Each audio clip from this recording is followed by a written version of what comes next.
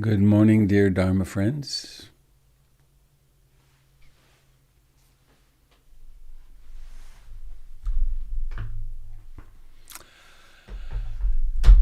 Another morning. There was so much light when I got up an hour ago in my bedroom. I could see the obstacle course from my side of the bed to the door. Not sure quite why I don't put the shoes and stuff away at night, but it's a bit of a trap in the morning. So I am Robert Beatty, or so I suppose. And someone needs to mute. There we go. This broadcast is sponsored by the Portland Insight Meditation Community. And coming from Portland, Oregon,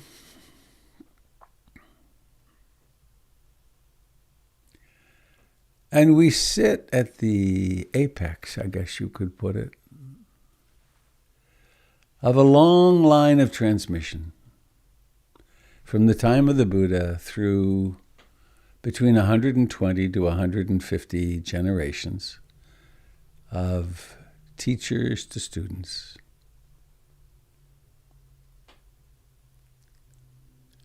It's an ancient teaching. It's not something I made up.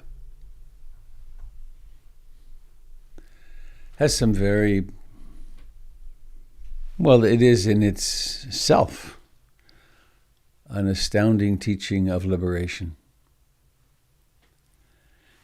And I wanted to begin this morning. I have a very short reading. I know it by heart, but I want to get the words just right. It's a very short stanza from the Dhammapada. Hatred is never appeased by hatred in this world. By non-hatred alone is hatred appeased. This is the eternal law.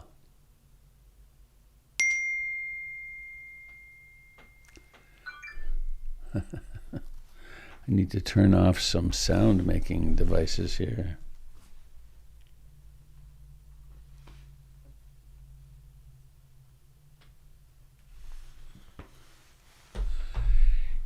Hatred is never appeased by hatred in this world. By non-hatred alone is hatred appeased.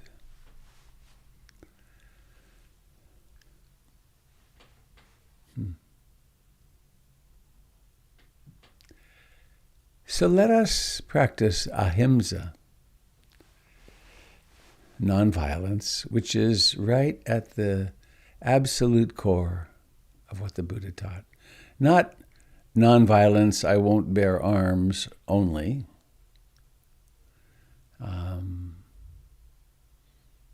Though I had an interesting experience in becoming an American, which was back in the time of Ronald Reagan. I was raised in Canada, and when it was time to get my American citizenship, I really didn't want to say that I would bear arms. I didn't want to say that. I didn't want to do that, to take that oath. And so I presented them with my lineage papers, in a way, the little document Ruth Dennison created that's on the wall of my office. And so I was able to say, I did have to say I would abjure all princes and potentates, but I did not have to say that I would bear arms to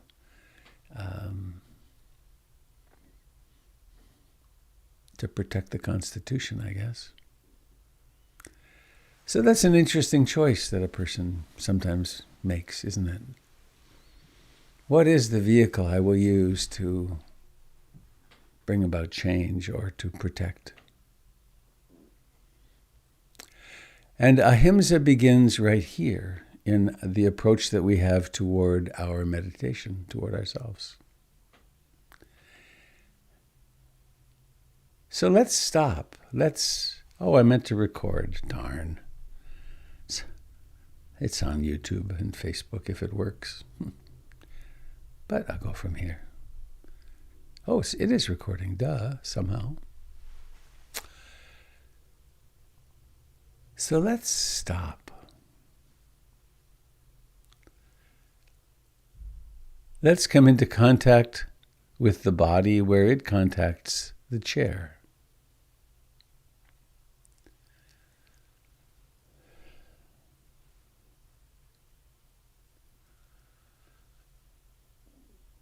Let us experience the mind making full, intimate contact with sitting.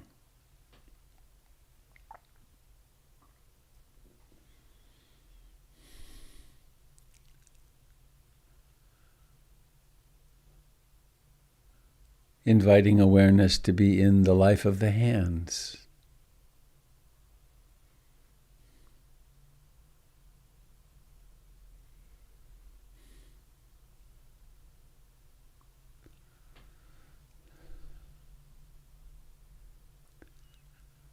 And let us notice the fact of breathing.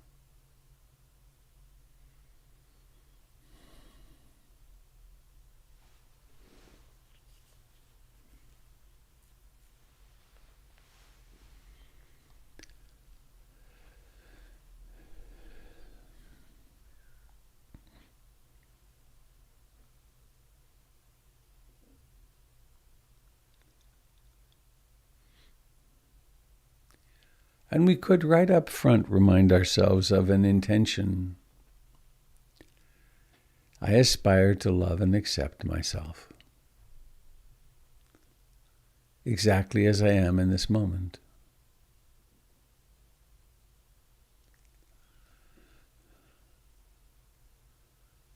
I aspire to love, accept, and be aware of this that I take to be myself. Exactly as it is right now.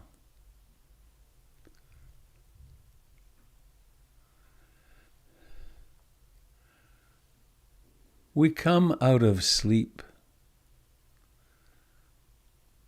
in all kinds of different moods, energy states, sense of being restored or not.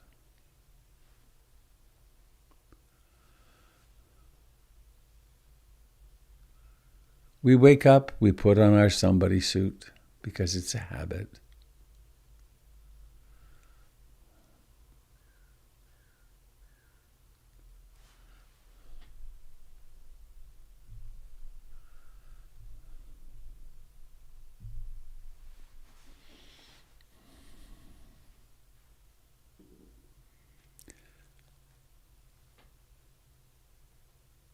There's plenty of suffering and pain in life. We can also aspire, be clear, our intention is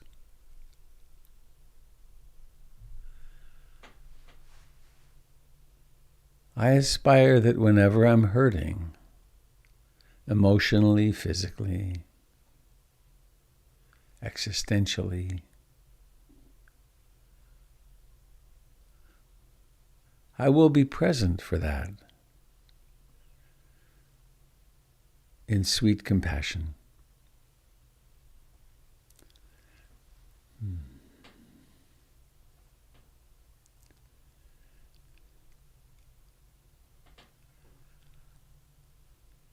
And in my intention of interbeing, of recognizing, awakening to interbeing with all of life, when I encounter someone who is acting unskillfully, who is captured by greed, hatred, and delusion, I aspire to hold them too in sweet, powerful compassion.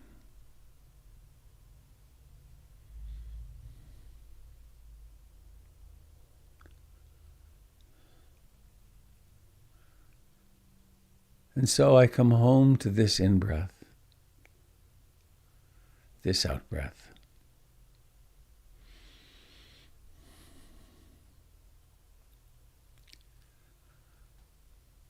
How shall I practice ahimsa? Are thoughts my enemies? Is this painful mood my enemy? Is this confusion my enemy? Are the 5 hindrances my enemies?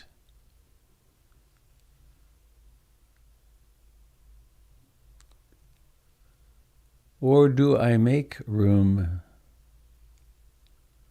for everything?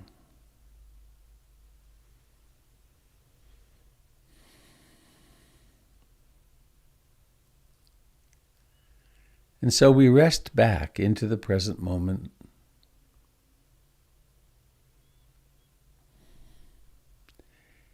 into here and now.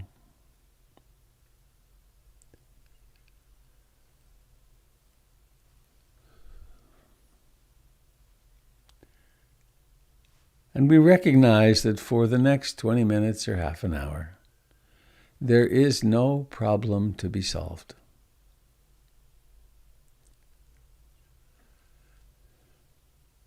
There is no self to improve.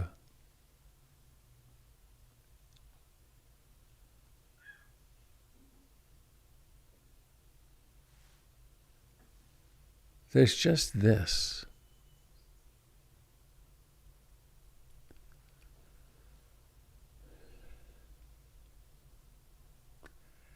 Breathing in and breathing out in full awareness.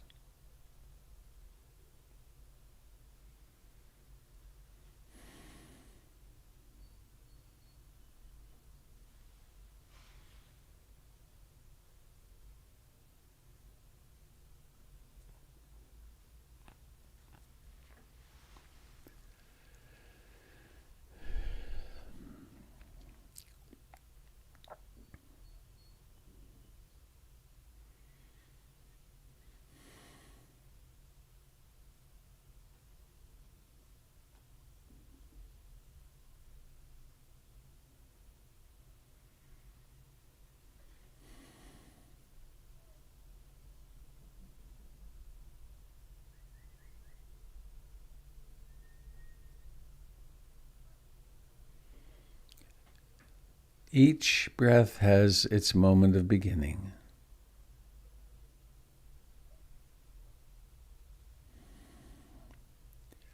It has its rising to fullness,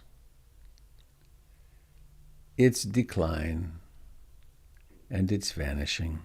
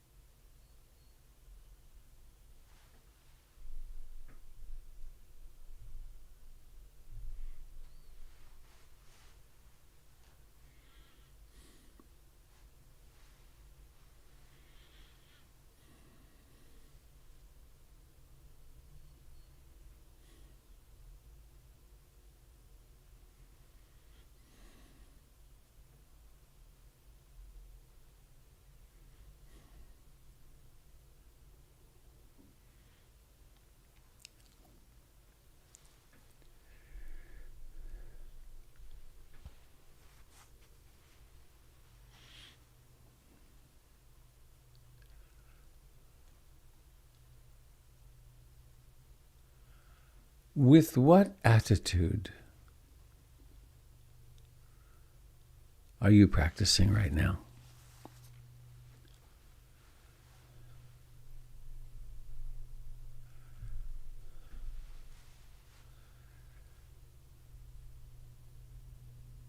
is the unspoken intention to get to that blissful place that you experienced sometime in the past?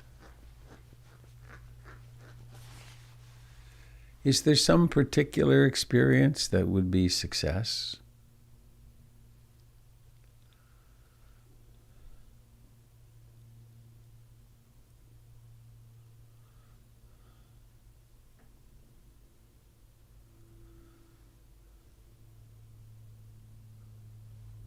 Or is this moment sufficient in itself?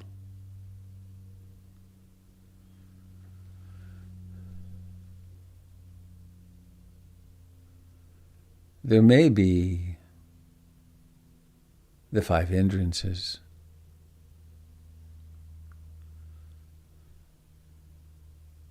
There could be really wanting, I want something. There could be desperate wanting. There could be subtle wanting. There could be disliking, intense disliking, hating.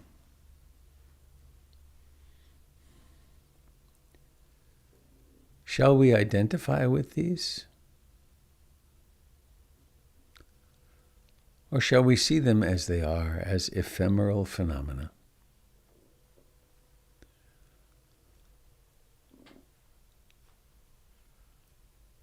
Restlessness, agitation, worry, planning,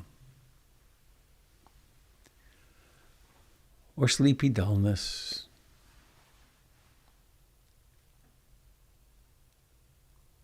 How do we approach this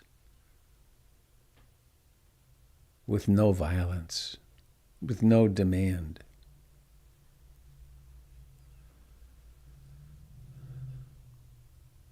How do we approach even doubt with no demand?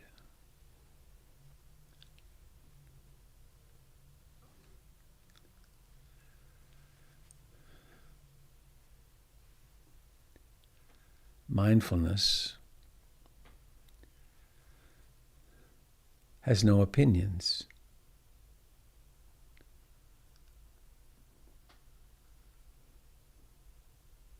It simply illuminates what is.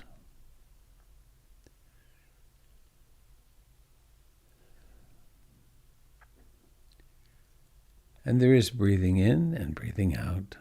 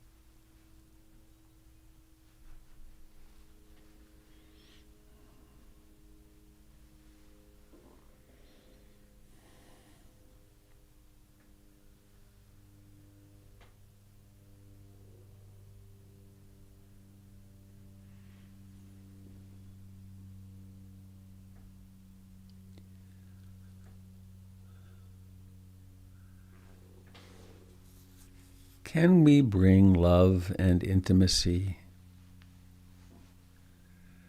into the experience of this moment? In love, there's room for everything.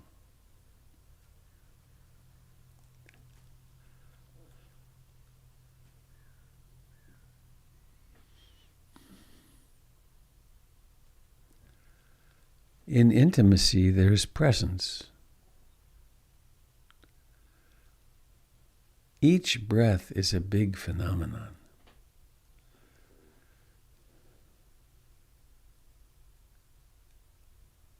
If we dare to allow and invite awareness into the actual sensations of breathing,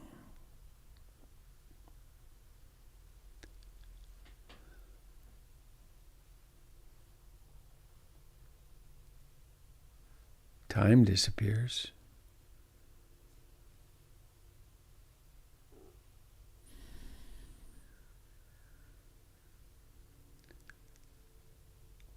The breath breathes itself. Striving disappears.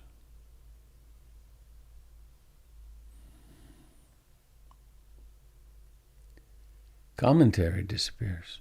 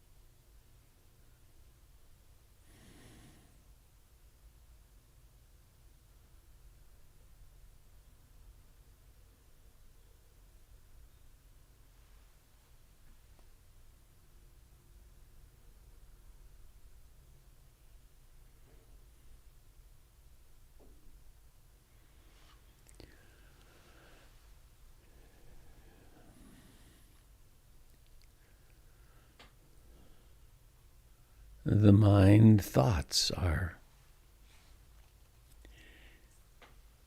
in a way, less tangible than body, but just as real as body.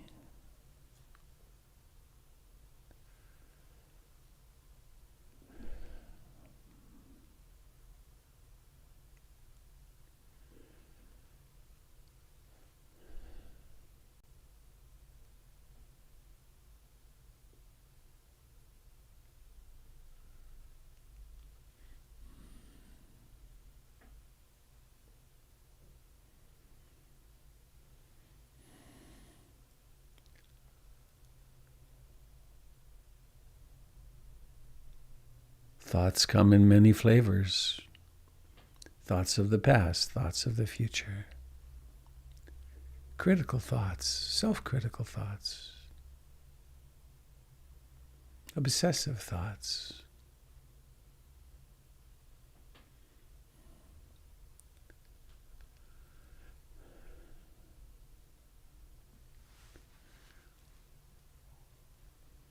With love and nonviolence,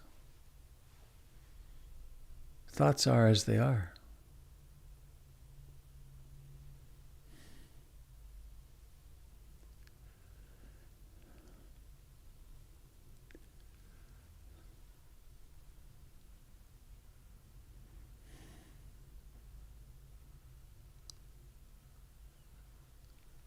With mindfulness, with curiosity, with concentration,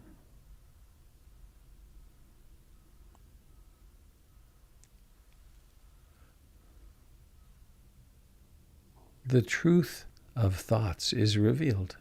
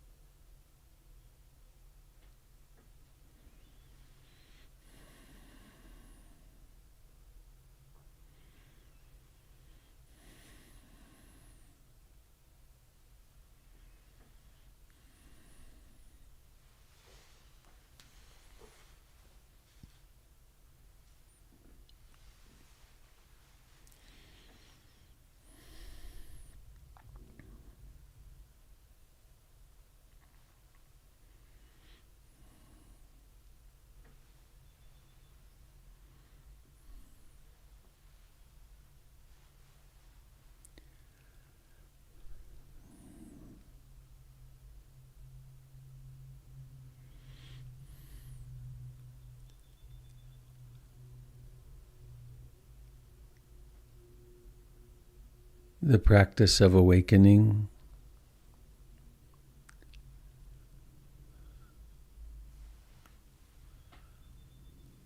leads to the doors of perception opening,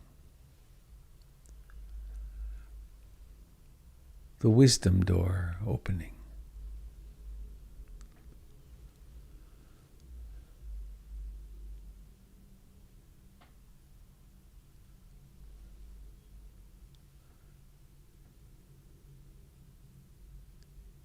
As it becomes clear that thoughts think themselves.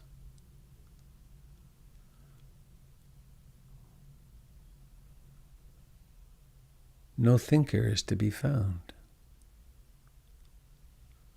Sounds arise and pass away. Opinions arise and pass.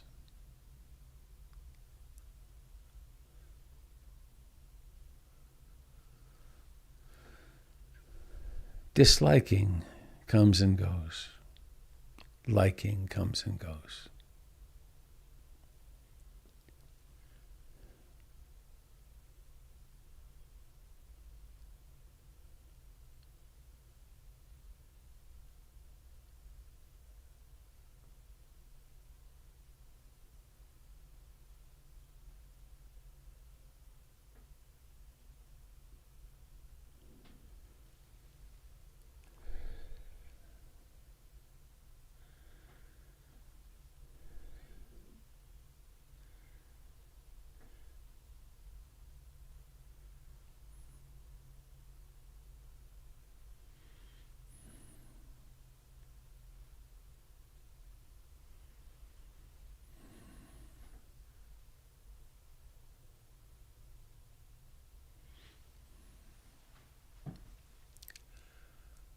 What is the overall nature of the experience in this moment?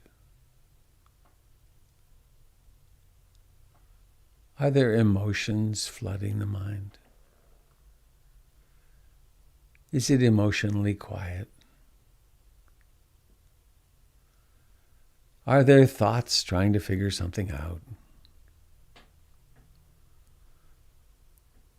Is there liking or disliking?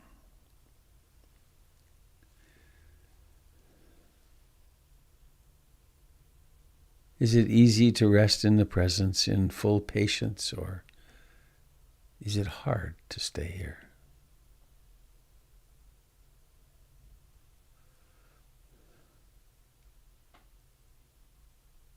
Is the faith factor high, or maybe hardly existent?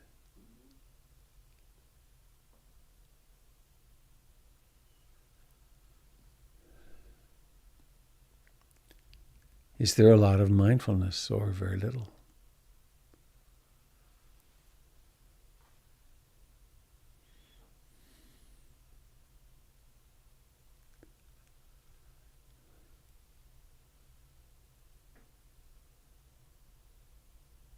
The body breathes. The mind unwinds.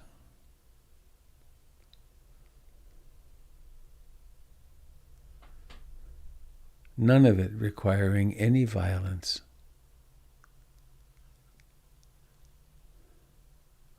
None of it requiring coercion.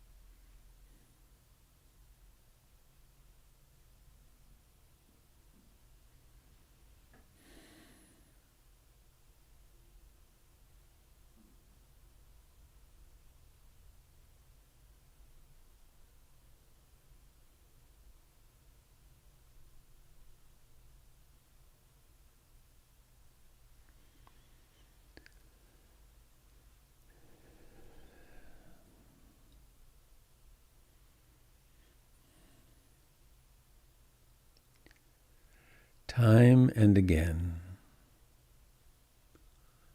the mind will fall into one trance after another, one dream reality after another.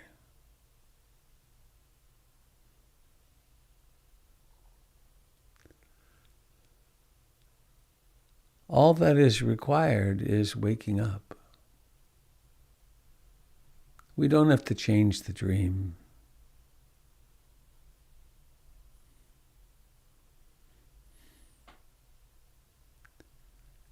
Seeing thoughts for what they are, opinions, emotions.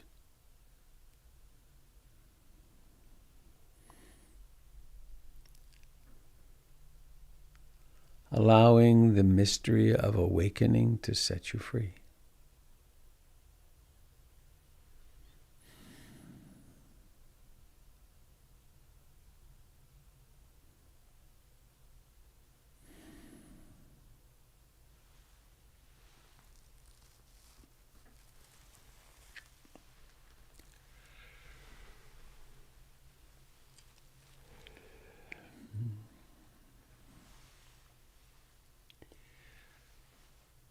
In just a few minutes, this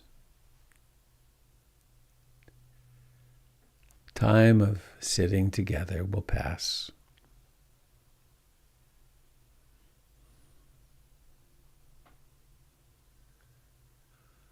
We could use our imaginations to imagine the day ahead. Maybe there are plans. Maybe responsibilities.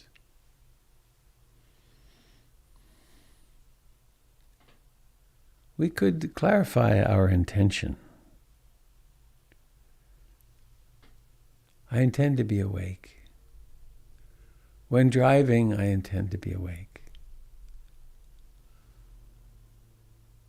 When responding to email, I intend to be awake. I intend to be awake when passionate beliefs come up, when certainty comes up.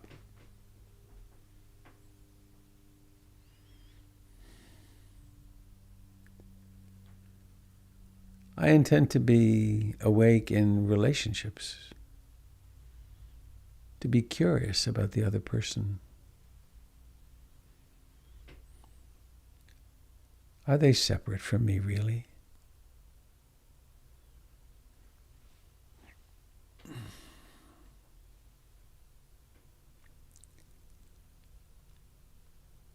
I aspire to be awake in relationship with my loved ones.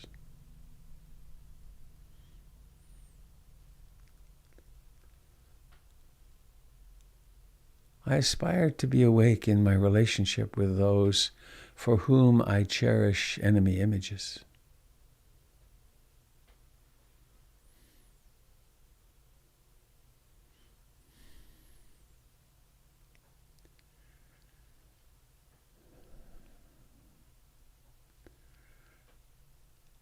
So strange that all of this can arise from simply being mindful of breathing,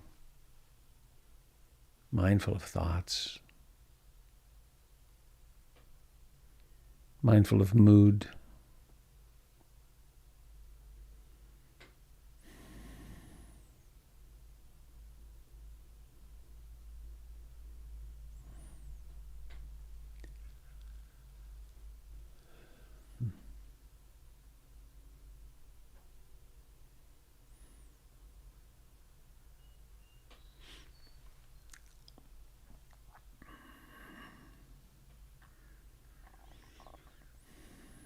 And please let us now become aware.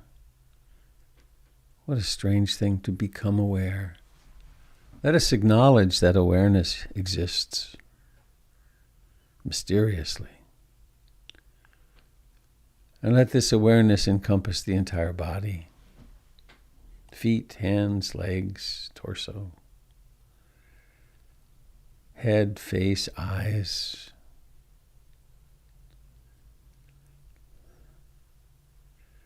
And noticing the intention to open the eyes. And then the effort that's required to make that happen. And then seeing will begin. And seeing might be very sharp and crisp. Or it might be just shapes, colors, forms, light.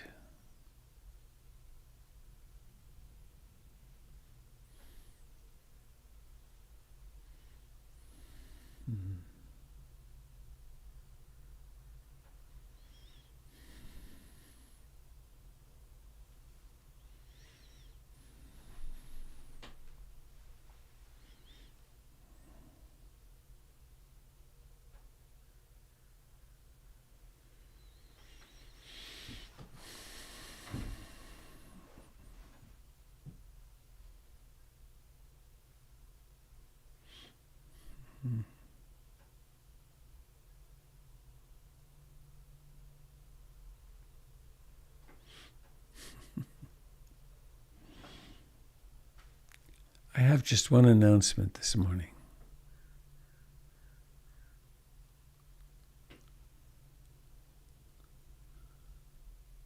We are alive and awake, and it's a miracle.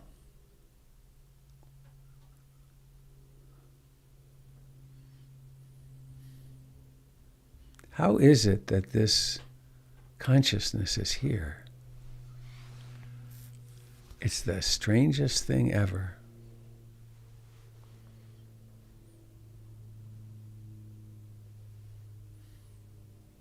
And that we can look at each other and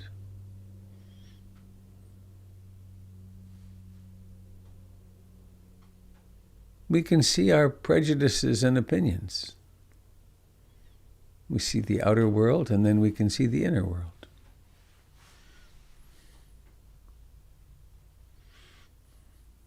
It just strikes me.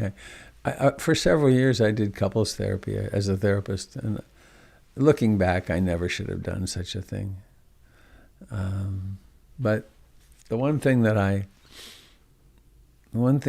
was amazed at, and it's happened in my own couples any number of times, but I would see one person with great intensity say A, B, C, D, and then the other person would respond with LMNOP, which was unrelated to ABCD, but they thought they were responding, but they were responding to their inner. And it was mind-boggling to me to see how we live in these separate hallucinations. Quite remarkable. So finding our way to actually communicating and being able to love each other is quite a task. And at the root of that, of course, is our practice in mindfulness. So I'm open to anything you'd like to share, any discoveries that mindfulness has revealed.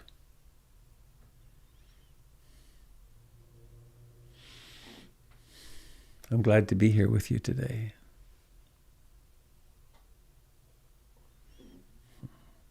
Oh, and it's Molly's birthday. Molly turns 8 today. So at the end, we'll be singing happy birthday to her. If she's here.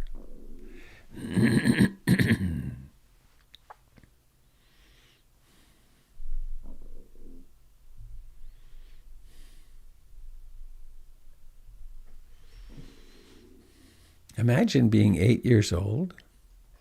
Oh my goodness. Hello, Robert and Sangha. Leanne, hello. Good morning. Good morning. I'm not sure if I have a question or what I'm looking for, but as a kid, if I was upset, I would hold very still, sort of like a coping thing. Get very quiet, go somewhere by myself. Uh-huh. And so clearly this has sort of a connection to a meditative sort of space. So it's kind of in my nature or developed such that I would be kind of stoic and separate from and try to manage feelings in that way.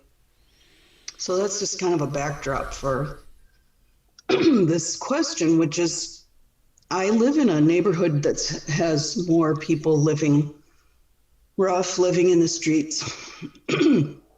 And over the past year that we've been sitting together, more and more, and it goes for days on end and then not. There's a guy outside and he yells. And I don't know if he has night terrors. It's a certain kind of like, I don't know if he's saying fuck or stop or something like that, but he might do it once, he might do it 3 times. Usually it doesn't go on. It might be for like 30 seconds and then 20 minutes later, but it's always during the sitting. So it's like it's during our meditation time. Oh yes, always. Only once in a great while I'll hear him in the evening out there yelling, but for the most part it's only during this time. God, I thought you were going to say he did it during the night, and I was getting more and more anxious. Oh gosh, well he might, but I'm a sound sleeper, thank God. He probably does. In fact, the poor soul. Yeah. So but it's just such a fun. So like I'm here, and this thing happens, and it just like it's very alarming. He's clearly distressed. This is not just like yelling for the joy of it. And so then, it goes like, I'm sensing my tightness in my chest, sadness of wanting things to be different, deep wanting things to be different. And then I start to settle back and things start to quiet, but it's connected to this other habit of sort of stoicism, or getting kind of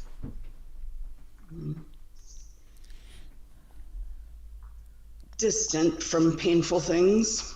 Right. So, and then today he did his yelling thing, and it really, I was just very touched and saddened and wanting things different for him and people and myself, and just so much wanting things to be different, which but then somebody pulled up in a car with a radio, and that went on for a very long time. It's almost the rest of the city, so like one of those intense morning news people blabbering really loudly. And so anyway, so I'm like, what am I doing here? Like I'm feeling the pain of it mostly, but then I'm also trying to not feel the pain of it somehow. Right. And I'm trying to sort of decompose, whatever that term is, sounds, hearing, breathing, sensing warm, heavy place in my chest. So like I said, I'm not sure I have a question, but I felt that I wanted to share. I am touched by how upsetting it is for you.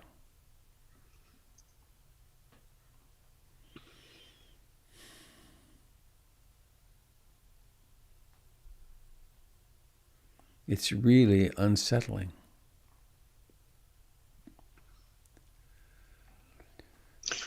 And I'll say it's also very weird not to go help somebody in distress, to just sit there day after day while somebody's outside yelling. I don't think I ever will go talk to him or even see who he is. I don't even know if I could see who he is if I went out on the balcony. He sounds, unhinged, and I don't feel capable of dealing with that, but it's also very weird to just sit there while somebody's yelling. Yeah. But yes, it is. It's painful. It's painful. For him, especially, I imagine it sounds extremely painful. Yeah.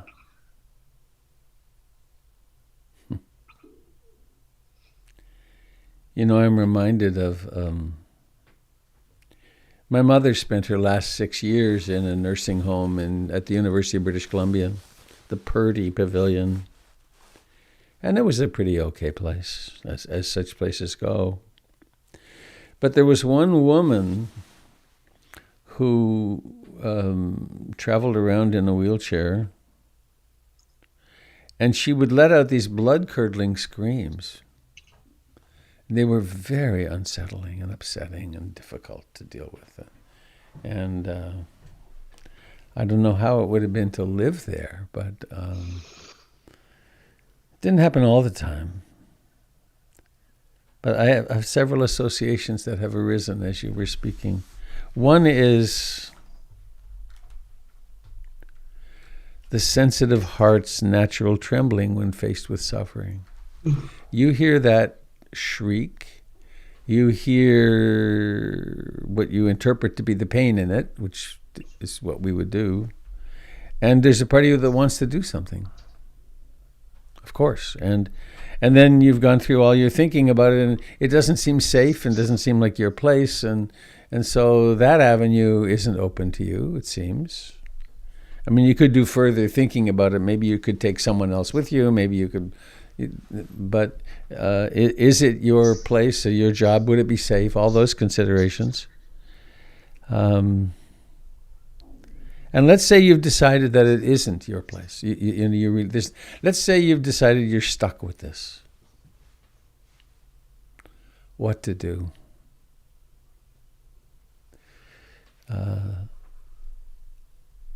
In my youth, in my late 20s, my first wife and I took 25 Lewis and Clark students to India for 5 months, which was insane.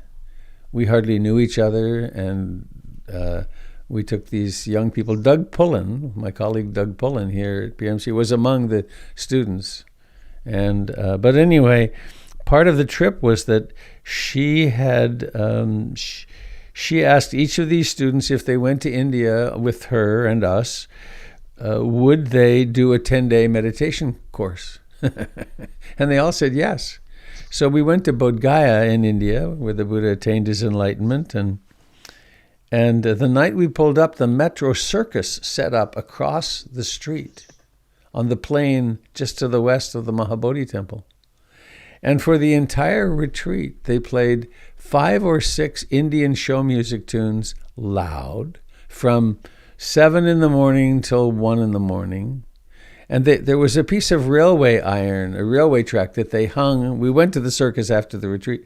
It was hanging on a cable, and they hit it with a ball-peen hammer with a microphone held right beside it. And it was ding, ding, ding, ding, ding, ding, here, and it went on and on and on. And the meditation area that we had was under a tent in the middle of a quadrangle open to the sky.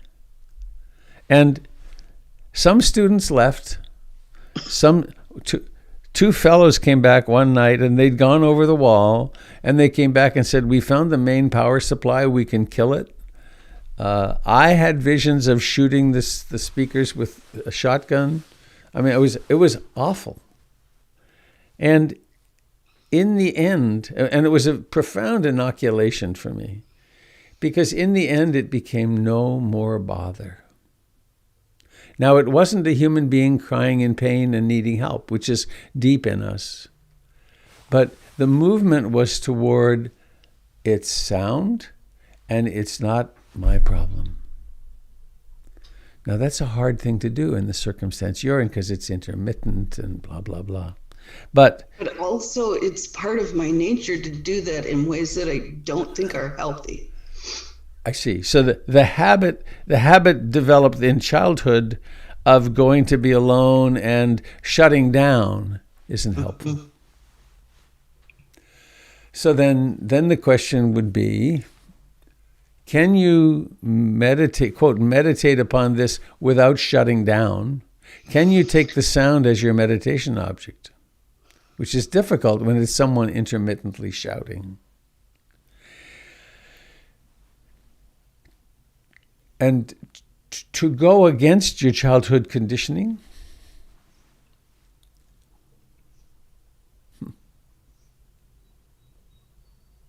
where do you live?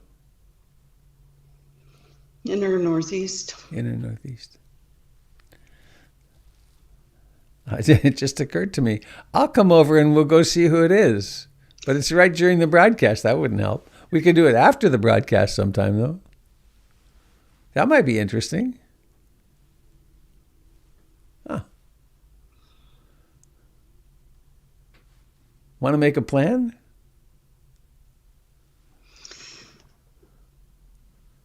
It does occur to me to talk to my neighbors. I live in a building that shares by email, so I can't imagine there aren't other people experiencing him. And that you could also help in that way by introducing it with compassion. Because my guess is that there are people there who are not moving to compassion, but who hate this guy. And that their impulse is he has no right to be there and we should get rid of him. And probably people have already called the police on him, I would guess. So that would be different than going off to your hidey hole and being alone. That might be very empowering. How's that feel? You look a little scared.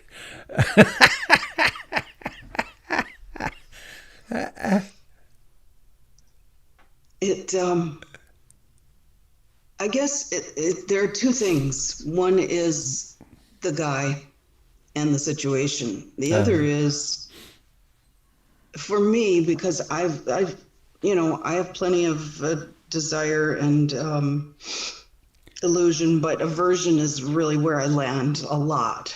And today I did do something different with it, which was, really feel the pain of it. And that isn't what I normally do. I think normally I'm doing some kind of like sounds, breathing, Right. some kind of separate thing. So that was a different thing to do. But there's the issue with the guy, but the bigger issue that I think I'm coming here with is this feeling of how meditation, I fear that it doesn't serve me in some way, because it's that whole near enemy, far whatever, that language, that equanimity is a lot like not caring, like they're so similar. So Leanne, what about this? The next time, there's the external solutions, talking with your neighbors and so on. Right. But the internal, which is probably the more important, which you're coming back to again and again. What if, when that upsetness occurs, what if you turn toward that with every loving, compassionate, nonviolent energy that you have? And if we were to put it, head for therapy land in a way, what if you were to hold that little girl that's habitually goes toward numbness and tell her, metaphorically probably, I'm here, sweetheart. You can feel anything you need to feel. You're not going to get lost in it. You're safe, because I being mindfulness, the Buddha, Kuan Yin, I'll be here with you. You don't have to go numb. Yeah. That's got some power, doesn't it? Yeah. Yeah. So that would be really loving. And maybe emotions come up and you go and hug your teddy bear and be with the emotions, or do whatever it is you would do to allow that emotive, to allow that repressed And who knows, memories of childhood might come pouring in, and it might become a whole unwinding meditation, which is terrific. And one thing that we often fear is that, if I start that, it'll never stop. But that's the thinking of the complex. That's the thinking of that little kid, because that's not true. It always wears itself out, even the most extreme grief and so on. It always winds. It doesn't even go on very long usually. So you're up against what? It's weird to think of it, but this fellow is one of the heavenly messengers.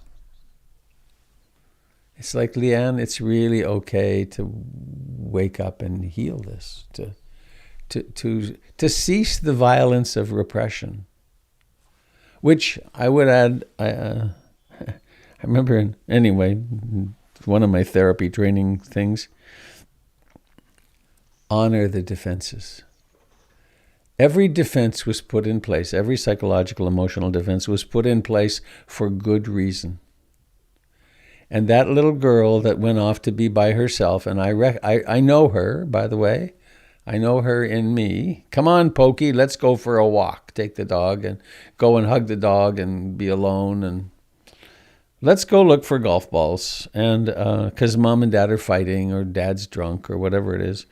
The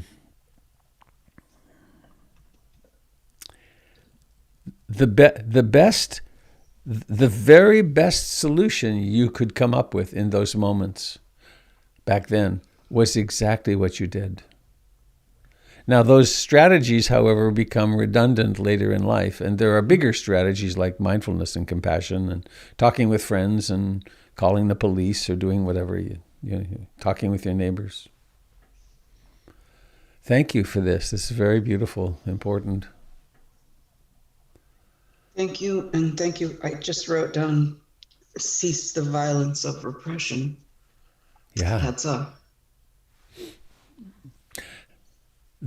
And if it gets too much, you've always got that there. You're not going to lose that capacity, but you could do it intentionally. It's like, oops, I have to go to work. I'll be back, little Leanne. We'll get back into this later. Yeah. Thank you. Funny association. At the other end of that marriage that just began to go to India, 17 years later, there was a horrible divorce and custody battle and awful thing. And then there were negotiation sessions about child care and so on, the deals. And I was working with a fine therapist at the time.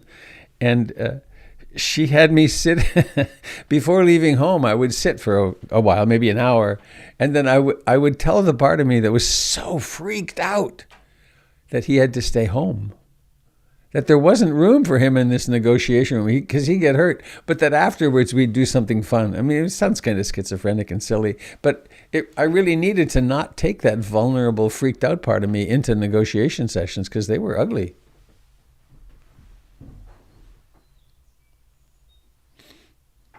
Thank you.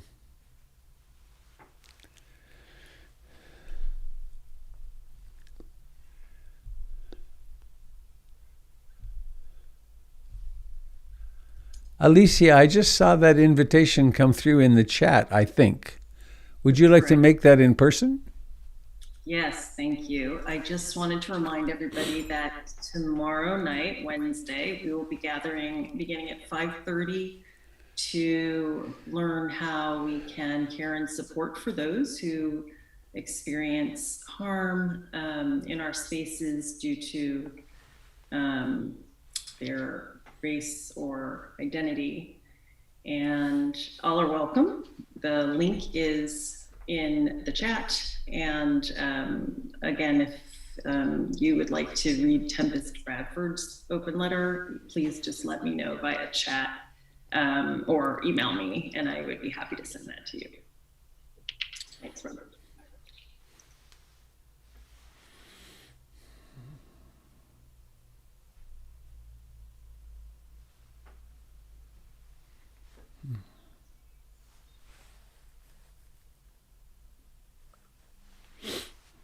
Hey, Robert, this is Vic. Hi, Vic. Hey, good morning. I see you there. Hi. Hi. Um, so I had a question about the seven enlightenment factors. My favorites.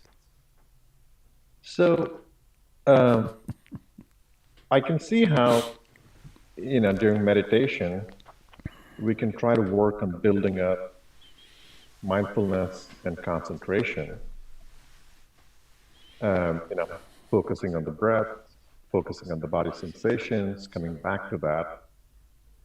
But I mean, does one try to build upon the other factors during meditation too, or are there different exercises that you do off the cushion?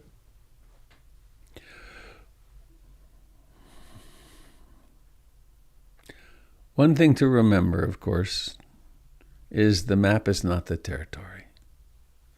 The map is a map. These are concepts.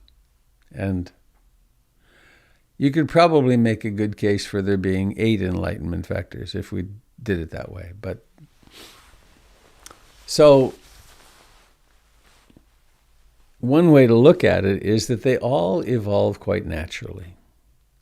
However, we could be, when the mind is rather pliable and we're practicing, one could go through the 7 enlightenment factors and say, where's the weak link here? For instance, along with what you said, do I need more concentration? Or am I over concentrated? Is there too much? Am I spacing out and going into sinking mind because I'm overly concentrated? And then there can be the intention of greater equanimity. When you could find yourself freaking out about something, mildly or majorly, and then you could notice, this is a strong reaction that's happening. And so it's a little more than just being mindful of it. It's, okay, my intention is to accept this reactivity and to create a space big enough in which I'm no longer being eaten up by it. One can also form an intention to be more curious. It's like Leanne was just doing. That was a beautiful curiosity experience. So what's happening here? There's this childhood experience and there's this one. And so then we're not just trying to be mindful and concentrated. We're also intentionally opening up a kind of inquisitiveness. And persistence, energy, endeavor, the third factor. I mean, we work on that endlessly, right?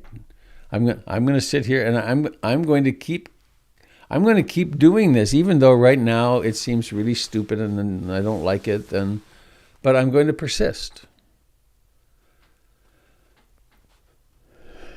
Make sense? Yeah, it does. But I think I was trying to make the distinction between, how you have present moment awareness, and we talk about, okay, whatever comes up, let's be aware of that, and then maybe you label that, you categorize that. And then things like the metta practice, you're almost like you're changing a bit, right? So you're saying, okay, may I be happy? And so I'm wondering, when you look at tranquility, for instance, or joy, rapture, do you do like a change the mood practice to get tranquility, or do you just say tranquility has arisen? And you just label that? Well, rapture is a good example, but that feeling of rapture in the body, if that arises, one skillful thing to do is to attend to it and expand it and see if you can fill your whole body with rapture. And these are all strategies for developing familiarity with these capacities of the mind. And ultimately, we just let them all be, of course. But yeah, we can exercise them. We can play with them. We can be quite playful with it. Quite creative.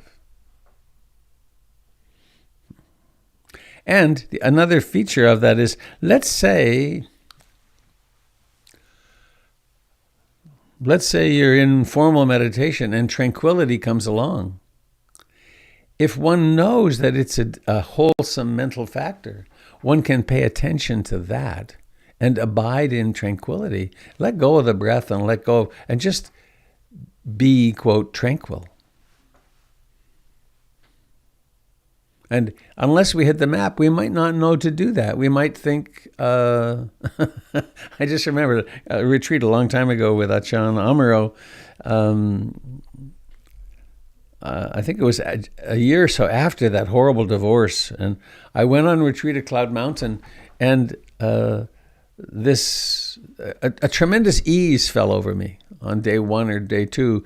And days passed, and it was just so easy to meditate, and the mind was very calm and quiet. And I went to see Achan Amaro and said, what should I do? And he asked me a few questions, and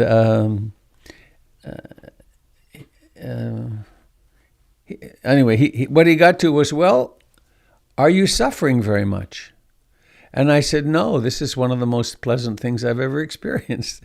And he said, what's wrong with that? But I was asking, should I be practicing jhana? Should I be trying for more concentration? And he said, no, just be with what is right there. And there was a lot of tranquility. Thanks.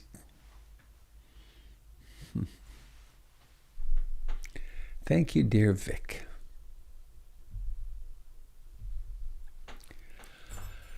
Well,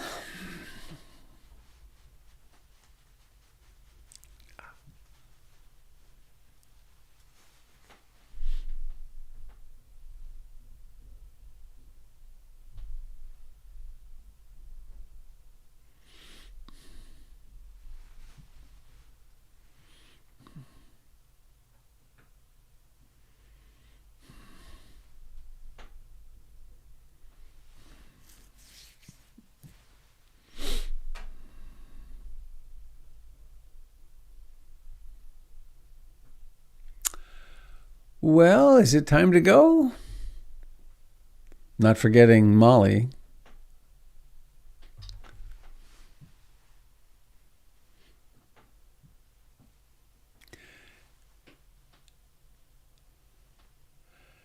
And I just want to emphasize this too.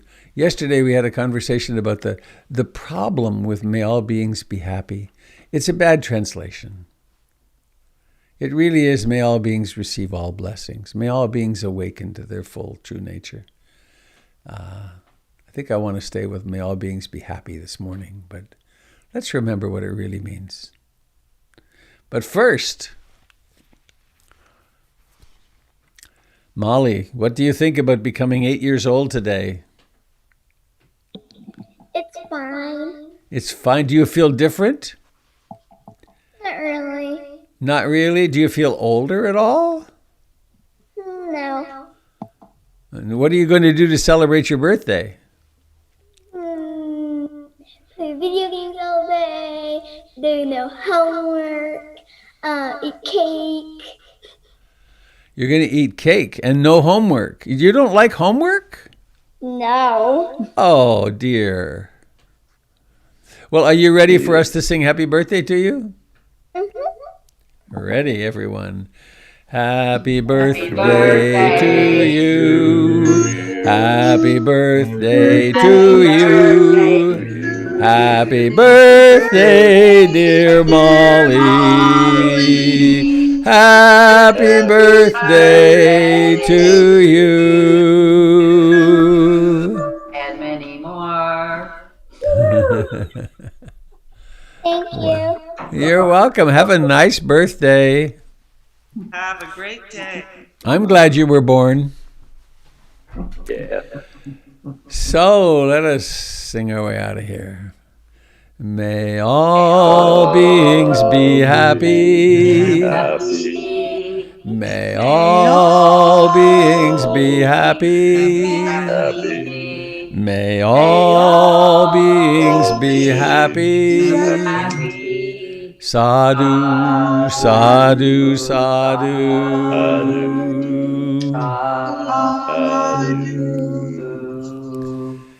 Happy trails, dear friends. Bye, everyone. Bye. Bye. Have a great day. Thanks, Robert. Happy birthday, Molly. Thank you. Bye, all. Thank you for singing, everyone. She really got a kick out of that. Me too. Sweet.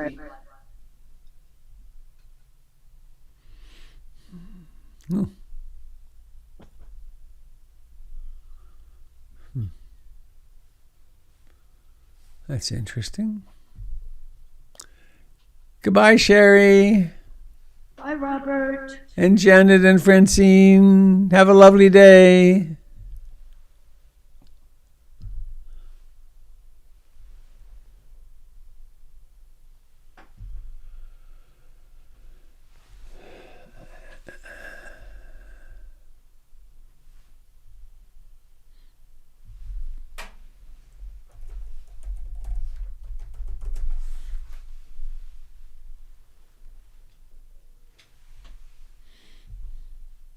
Goodbye, friends on YouTube and Facebook.